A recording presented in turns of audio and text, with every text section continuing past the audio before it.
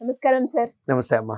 Sir, government ఎగ్జామ్‌కి prepare అయ్యే వాళ్ళకి మేజర్ ప్రాబ్లమ్ ఏదైనా ఉంది అంటే ఏజ్ అయిపోతుంది. అండ్ నేను రాయలేకపోతానేమో అన్న పాయింట్‌లో వాళ్ళు ఆగిపోతూ ఉంటారు. ఏం చేయాలో తెలీదు. అలాంటి వాళ్ళు ఏ రకంగా ప్లాన్ చేసుకోవాలి అంటారు సార్? ఎలాంటి ఆపర్చునిటీస్ ఉంటాయి వాళ్ళకి?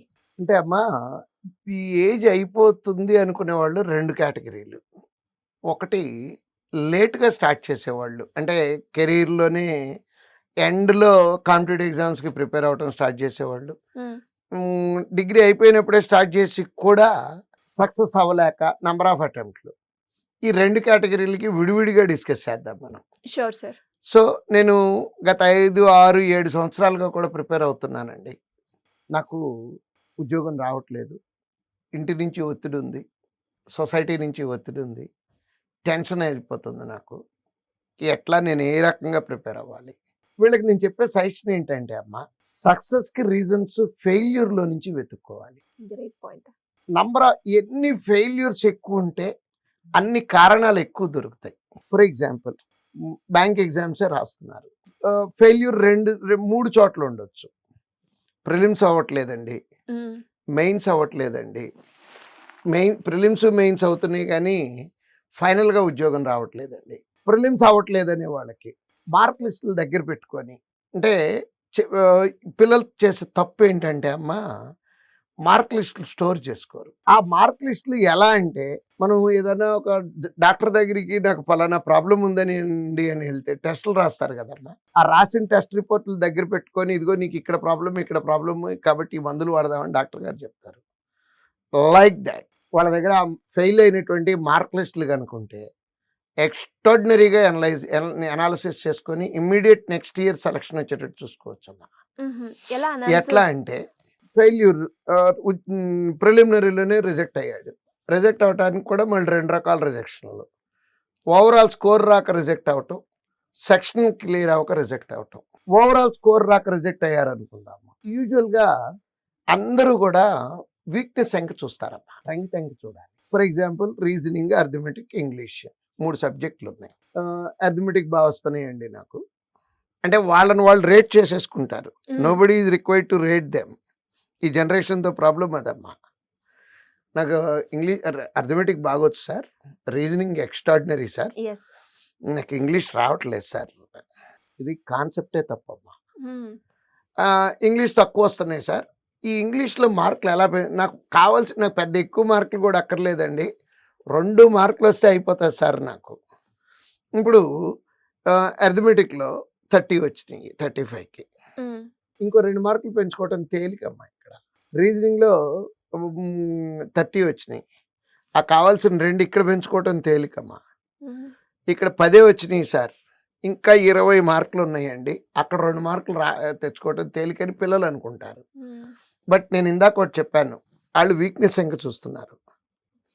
నేను చెప్తుంది స్ట్రెంగ్త్ లెంక చూడమంటున్నా.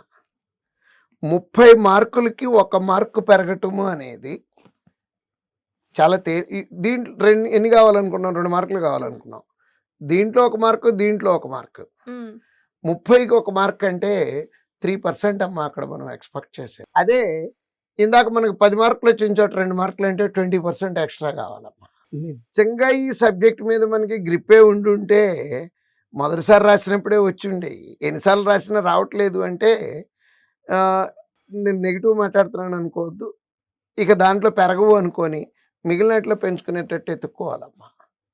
అంతేగాని ఇక్కడే చచ్చినా బతికినా నాకు ఇంగ్లీష్లోనే పెరగాలంటే అవ్వదు. ఈ 2 స్ట్రెంగ్త్లు మీ స్ట్రెంగ్త్ని స్ట్రెంగ్తన్ చేసుకోవాలి. ఇది ఓవరాల్ స్కోర్ తక్కువ వచ్చేవాళ్ళమ్మా. సెక్షన్ కరెక్ట్గా అవ్వట్లేదు అంటే they need the guidance of that particular teacher అమ్మా. అంటే ఇండివిజువల్గా అది సెక్షన్నే క్లియర్ అవ్వట్లేదు, ఎంత కష్టపడ్డా అంటే ప్రిపరేషన్లో ఎక్కడన్నా తప్పు ఉందేమో అది అనలైజ్ చేయగలిగేది ఒక టీచర్ అనలైజ్ చేయగలరమ్మా. టీచర్స్ని అంటే వాళ్ళకి అందుబాటులో ఉన్నటువంటి ఆ సబ్జెక్ట్ టీచర్ని ఎవరిని కాంటాక్ట్ చేసినా కూడా ఆ పర్టికులర్ దానికి ఈజీగా చెప్తారు. నెక్స్ట్ ఇది ఇక్కడికి ఒక ఫస్ట్ కేటగిరీ అమ్మా. ఫస్ట్ కేటగిరీ అంటే ఎప్పటి నుంచి ప్రిపేర్ అవుతున్నాము బట్ క్లియర్ అవ్వట్లేదు. సెకండ్ కేటగిరీ ఏంటంటే లేట్గా ప్రిపరేషన్ స్టార్ట్ చేశాము, నాకు ఇంకా ఒక 2 సంవత్సరాలు మాత్రమే ఉంది, మిగిలిన వాళ్ళకన్నా కొంచెం ఎక్కువ ప్రాక్టీస్ చేయటమేనమ్మా. అంటే ఇప్పుడు 22 సంవత్సరాల పిల్లోడు మెచ్యూరిటీ కన్నా ఈ 27 సంవత్సరాలు ఉన్నోడి మెచ్యూరిటీ లెవెల్ బాగానే ఉంటుందమ్మా. హ్మ్. ఆ మెచ్యూరిటీ లెవెల్ ఎక్కువ ఉండి సొంత తెలివితేటల కన్నా ఒక టీచర్ని, ఒక మెంటార్ని నమ్ముకొని if they are able to follow a mentor, అంటే ఇప్పుడు జనరేషన్లో తగ్గుతుంది అదే అమ్మా. ఏంటంటే టీచర్ నమ్మటం మానేశారు. ఇప్పుడు చిన్నప్పుడు మీరు చదువుకున్నప్పుడు కానీ మేము చదువుకున్నప్పుడు కానీ స్కూల్లో ఒక టీచర్ తప్పు చెప్తే ఆ తప్పు ఇంటికి వచ్చిన తర్వాత అమ్మ కానీ నాన్న కానీ కరెక్ట్ చేయడానికి అయ్యేది కాదు. అంటే చిన్న అంటే ఇంత తప్పు ఎవరు చెప్పరు, అయినా కానీ జస్ట్ ఎగ్జాంపుల్కి మాట్లాడుతున్నాను. 2 × 2 5 అని మీ టీచర్ కనుక మీకు చెప్పి నోట్స్లో నీతో రాయిస్తే కనుక అమ్మ నాన్న తల్ల కిందులుగా తపస్సు చేసినా దాన్ని 2 × 2 4 అని కన్విన్స్ అవ్వరమ్మా మీరు. Yes sir. నేను కూడా అయ్యేవాడిని కాదమ్మా. మా టీచర్ చెప్పారు అదే కరెక్ట్. అంతే. మళ్ళీ అమ్మా నాన్న వెళ్ళి టీచర్ దగ్గరికి వెళ్ళి ఏమండి మా అమ్మాయికి మా అబ్బాయికి కరెక్ట్ చేయండి ఇది. అని అడిగితే తప్పించి కరెక్షన్ ఉండేది కాదమ్మా. అంటే బ్లైండ్గా నమ్మేవాళ్ళమ్మ టీచర్ని. ఇవాళ ఈ సార్ క్లాస్లో మీరు చెప్పింది బాగానే ఉందండి, నేను ఇదే క్వశ్చన్ని చాట్‌జీపీటీని అడిగాను, అది ఇలా మాట్లాడుతుంది. Present trend. పర్ప్లెక్సిటీని అడిగాను, అది ఇలా వస్తుంది. ఇంకో దాన్ని అడిగితే ఇలా అంటుంది. వీటిలో ఏది కరెక్ట్ అంటారండి? తయారు చేసినోడే చెప్తున్నాడు వాటిల్ని, ఇటు ఏమీ స్టాండర్డ్స్ కాదు అని చెప్పి. ఏఐ తయారు చేసిన వాళ్ళే మనిషిలాగా ఆలోచిస్తుంది అన్నారు కానీ మనిషే అంటలేదు దాన్ని. సో ఒక పాయింట్ అమ్మ, సింగిల్ పాయింట్, చెడ్డ టీచర్లు ఉండరు, మనసు పెట్టి పాఠం చెప్పేవాళ్ళే ఎక్కువ ఉంటారు. వయసు ఆల్మోస్ట్ దగ్గరికి వచ్చేసిన తర్వాత ప్రిపరేషన్ స్టార్ట్ చేసిన వాళ్ళు ఒక మెంటార్ని ఎవరో ఒకళ్ళు నిజంగా మెంటార్షిప్ చేయడానికి ఇన్స్టిట్యూషన్లో almost every teacher is ready to do the mentorship అమ్మా. గైడ్ చేస్తారా సార్? ఎస్, ఎలాంటి డౌట్స్ ఏదైనా సరే.